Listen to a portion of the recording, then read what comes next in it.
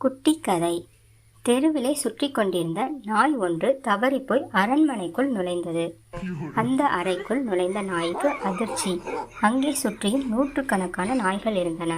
சற்று எரிச்சல் அடைந்து உர் உர் என்றது. அந்த 100 நாய்களும் பதிலுக்கு உர் உர் என்றது. அந்த நாய் கொஞ்சம் பயந்து விட்டது. இருந்தும் கோபம் தாழாமல் லொல் லொல் என குறைக்க ஆரம்பித்தது. எல்லா நாய்களும் சேர்ந்து குறைத்தது.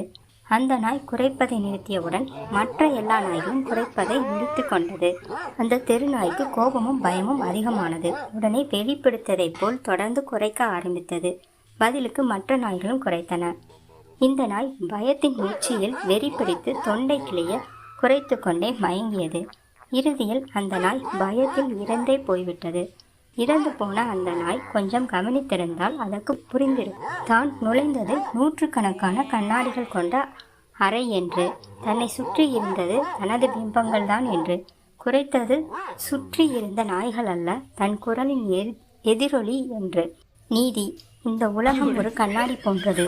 நாம் கோபப்பட்டால் பதிலுக்கு கோபம் கிடைக்கும். அன்பு செலுத்தினால் அன்பு கிடைக்கும்.